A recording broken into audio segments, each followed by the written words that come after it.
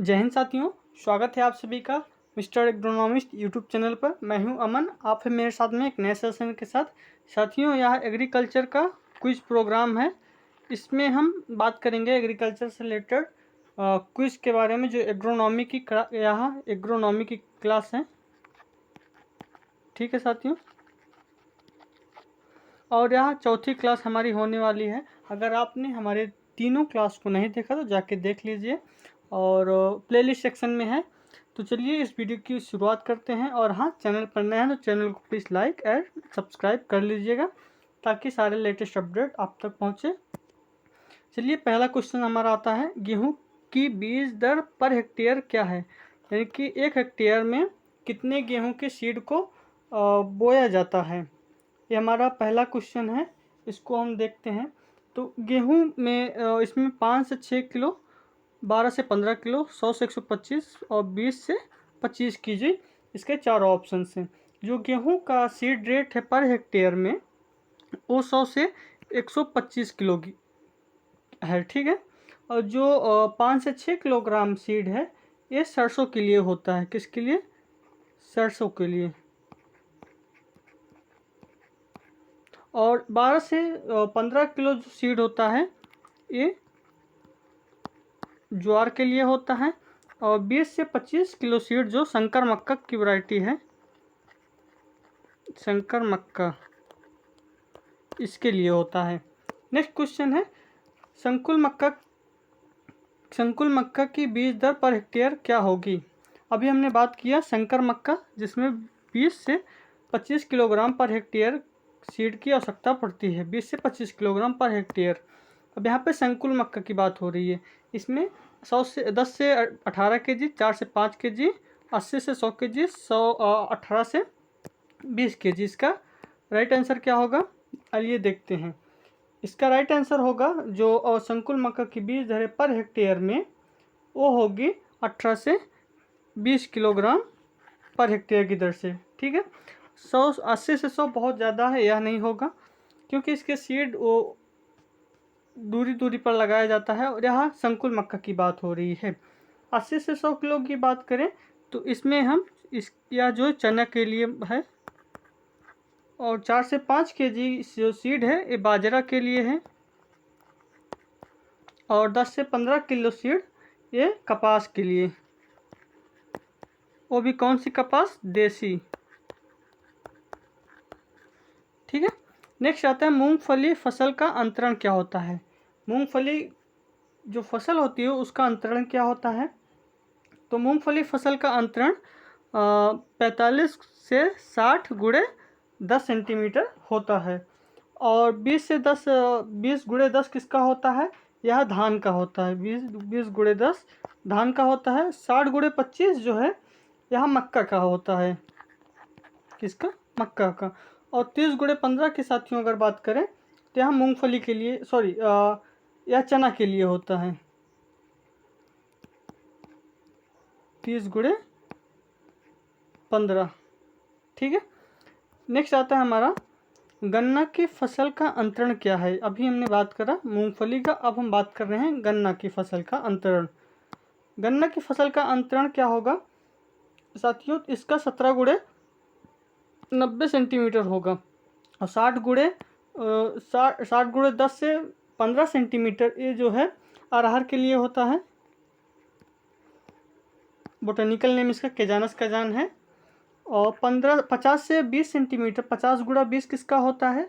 यह आलू का होता है। सोलेनम ट्यूबरोजम बोटेनिकल नेम है। 45 गुणे 12 सेंटीमीटर साथियों, यह किसका होता है? तो यह बाजरा का होता है। किसका? इसमें हमने बाजरा की बात करी नहीं, बात करी।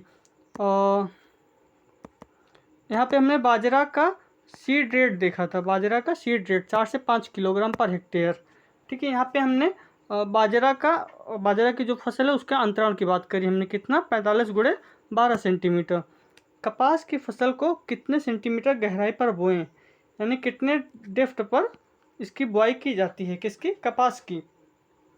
तो कपास की साथियों 4 से 5 सेंटीमीटर इसके लिए उपयुक्त माना जाता है। 8 से 10 सेंटीमीटर की बात करें तो यहाँ गन्ना के लिए होता है। गन्ना को आपने देखा होगा, गन्ना को पेड़ी विधि द्वारा इसकी बुआई करते हैं। और 203 सेंटीमीटर किसका होगा साथियों?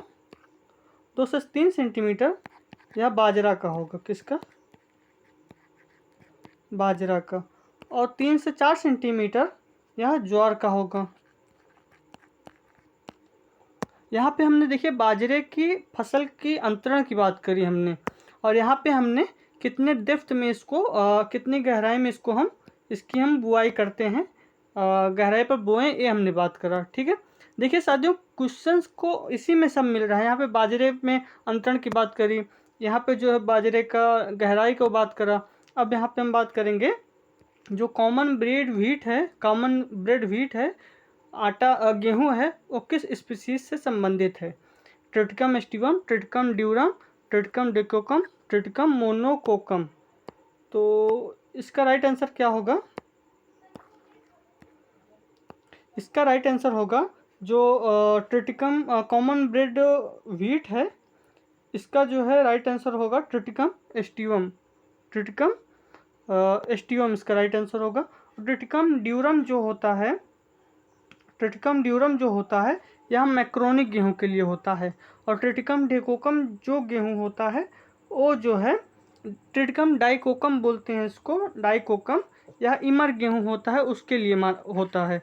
और ट्रिटिकम मोनोकोकम यानी मोनोकोकम यह इनकॉर्न गेहूं होता है उसके लिए होता है।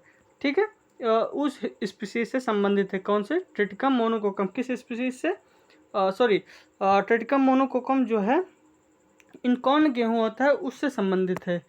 आलू किस जीनस से संबंधित है?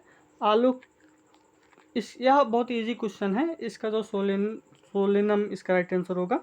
ब्रिस्का किससे संबंधित है?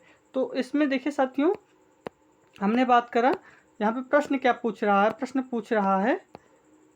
पूछ रहा है आलू किस जीनस से संबंधित है? तो आलू सोलेनेसी, इसका सोलेनम ट्यूबरोजम नाम है, तो इस नाम से भी पता चल जाता है कि आलू किस जीनस से संबंधित है। इसका राइट आंसर होगा सोलेनम, इसका राइट आंसर होगा। और जो ब्रेसिका है, ब्रेसिका ये सरसों का है, सरसों का। किसका? सरसों का। और ट्रिटिकम जो है, ट्रिटिकम आप सभी ने जाना, ट्रिटिकम तो ऐसे भी आप सभी को पता है, अभी हमने इसके पहले क्वेश्चंस में डिस्कस किया था।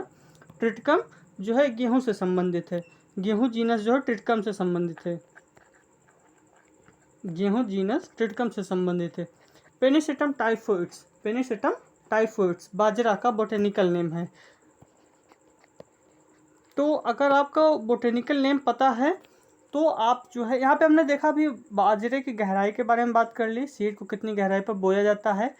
और बाजरे में ही जो है हमने यहाँ पे बाजरे का अंतरण पढ़ लिया।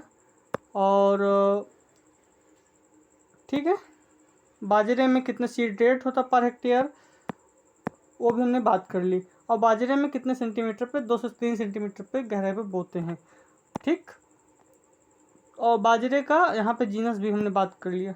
नेक्स्ट क्वेश्चन है, धान के लिए कौन सी मृदा उपयुक्त मानी जाती है? धान के लिए जो सॉइल होती है कौन सी मानी जाती है? दोमट, बलुई दोमट, भारी दोमट या फिर मटियार दोमट? धान के लिए जो है भारी दोमट, यहाँ पे भारी होगा, भारी दोमट मिट्टी उपयुक्त मानी जाती है। जो दोमट मिट्टी होती है वह गेहूं के लिए उपयुक्त मानी जाती है। किसके लिए? गेहूं के लिए उपयुक्त मानी जाती है। बलुई दोमट की बात करें साथियों तो यह बाजरे के लिए होती है। लगभग बाजरा कंप्लीट हो गया इसमें तो। और भारी दोमट ये इसका राइट आंसर होगा, धान के लिए उपयुक्त मानी जाती है। और जो मटियार दोमट जो है यह चने के लिए उपयुक्त मानी जाती है, ठीक है साथियों। और नेक्स्ट क्वेश्चन आता है हमारा, निम्नलिखित धान की किस्में किस संस्थान द्वारा विकसित की गई हैं? यह हमारी कुछ 4 वैरायटीज़ हैं। यह किस संस्थान से, ये चारों वैरायटी किस संस्थान से निकाली गई हैं? तो जो हमारी गोविंद वैरायटी है यह किस संस्थान से निकाली गई है? गोविंद वैरायटी हमारे कृषि विश्वविद्यालय पंतनगर से, Pantnagar GB Pant university, GB Pant university कहाँ पे है? पंत। ठीक है, इसको फिर से करेक्ट कर देते हैं।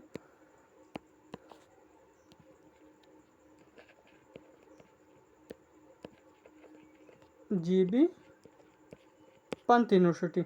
जो सरजू बावन वैरायटी है यह कहाँ से निकाली गई है? यह कृषि विश्वविद्यालय फैजाबाद से। वहाँ पे कौन सी है? आचार्य नरेंद्र देव, NDUT जिसे बोलते हैं। और IR8 कहाँ से निकाली गई है? यह IR8 वैरायटी IARI नई दिल्ली से निकाली गई है। IARI